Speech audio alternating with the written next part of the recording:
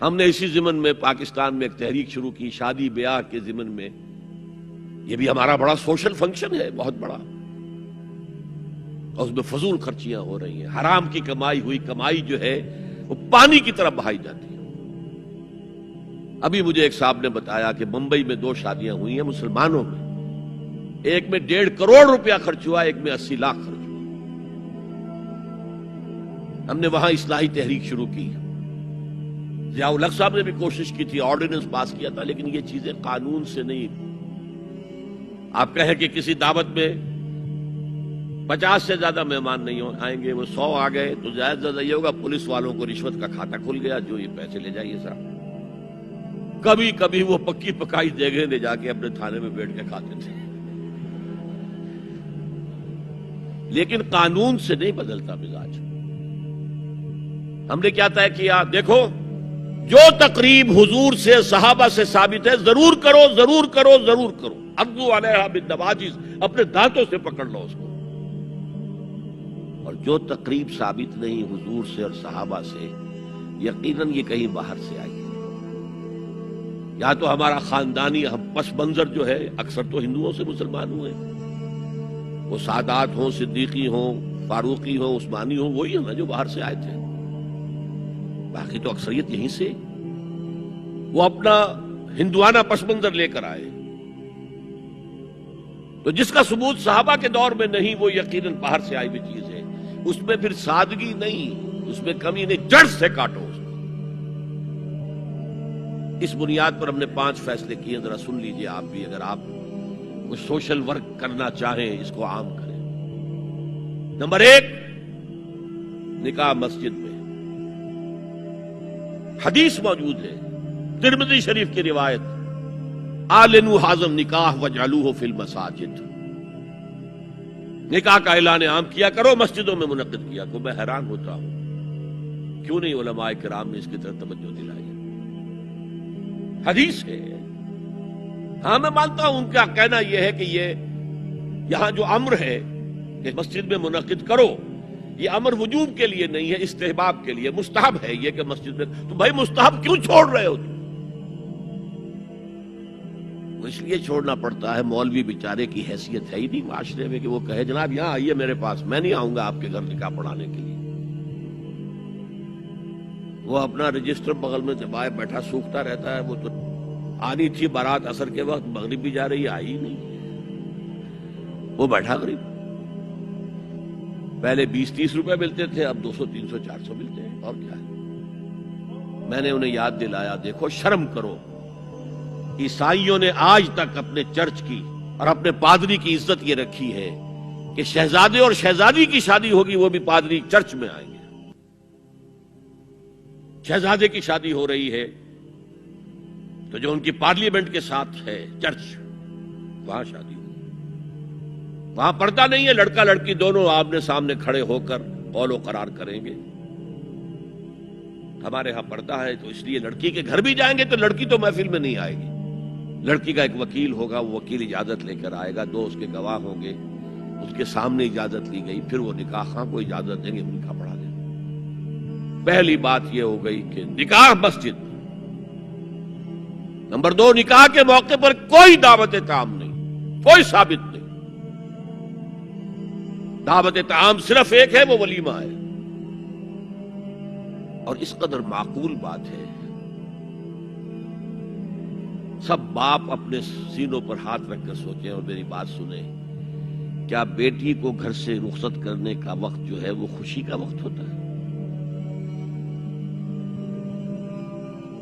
جب بیٹی گھر سے جا رہی ہو، کوئی جانور بھی آپ قربانی کے لیے، کوئی مینڈھا کو بکرا لے آئیں 8-10 دن پہلے اور بچے مانوس ہو جائیں تو وہ جب آپ ذبح کرتے تو پچھاڑے کھاتے ہیں کہ نہیں بچے؟ اور یہ لخت جگر ہے، نور چشم ہے، 18 20 22 برس گھر میں رہی ہے، وہ جا رہی ہے. خوشی نہیں ہے وہاں، صرف یہ ہوتا ہے اے سائی آف ریلیف کہ ایک ذمہ داری کا بوجھ تھا، اللہ نے آج پورا کرا دیا، اتروا دیا بوجھ. پھر بھی اندیشہ ہوتا ہے، پتہ نہیں مزاج ملے نہ ملے، نئے ماحول میں جا رہی ہے، وہاں جا کر ایڈجسٹ ہو یا نہ ہو، اندیشے پھر بھی ہوتے ہیں.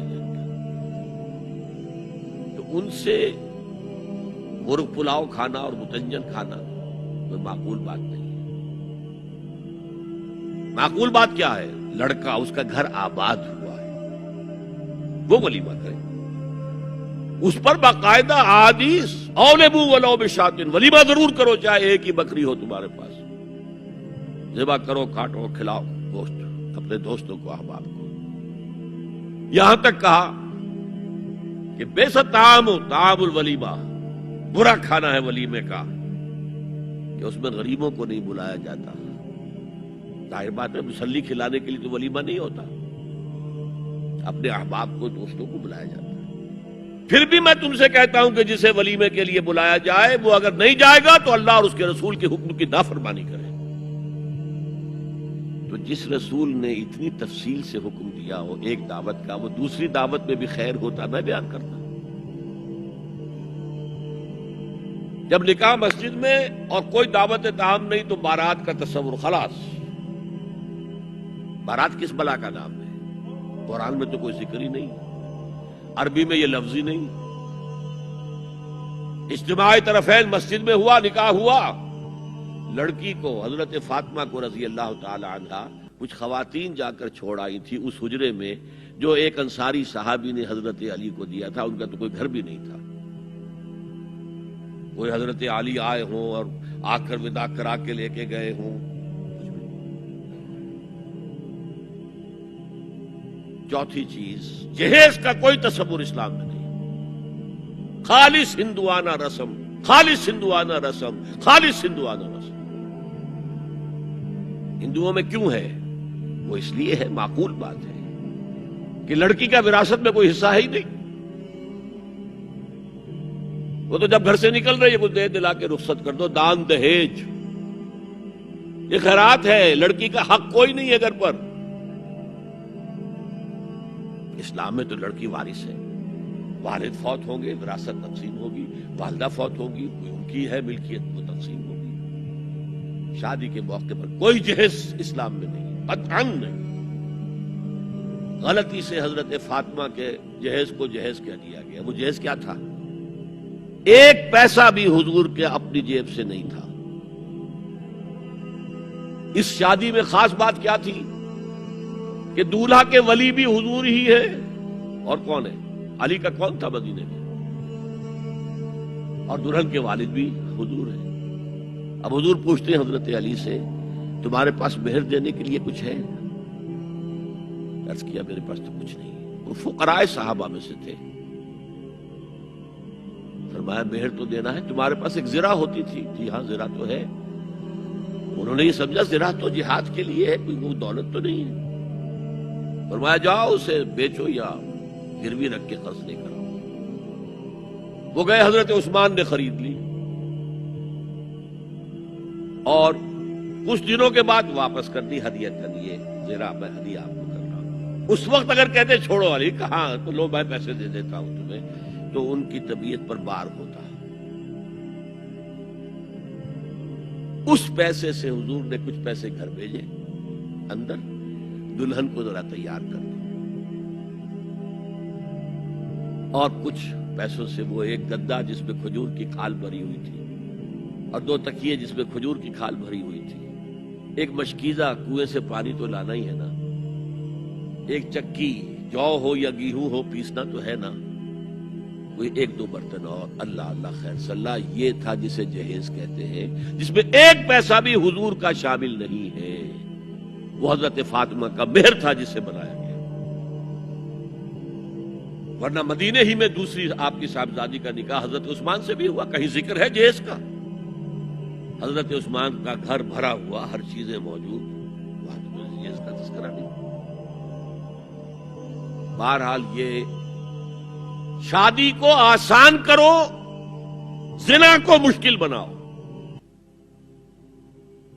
یہاں شادی کے لیے 9 من تیل ہوگا تو رادھا ناچے گی، ورنہ یہ کہ بڑی ہو رہی ہے، عمر ہو رہی ہے، سب کچھ ہو رہا ہے، لیکن کچھ تقاضے تو ہے نا، آخر کچھ تو کرنا ہوتا ہے نا، آخر کچھ نہ کچھ لوگوں کو تو کھانا کھلانا ہی ہوتا ہے نا، بارات تو آخر آئے گی ہی نا، کچھ نہ کچھ تو دینا ہی ہوگا، کچھ جوڑے کپڑے، کچھ یہ اسلام کا فلسفہ جو میں نے 4-5 بات ہے آپ کو بتا. فلسفہ یہ ہے کہ لڑکی کے باپ پر ایک پیسے کا بوجھ نہیں. اس نے لڑکی پال پوس کے تمہارے حوالے کر دیا, اب اور کیا چاہتے ہو تم؟ سارا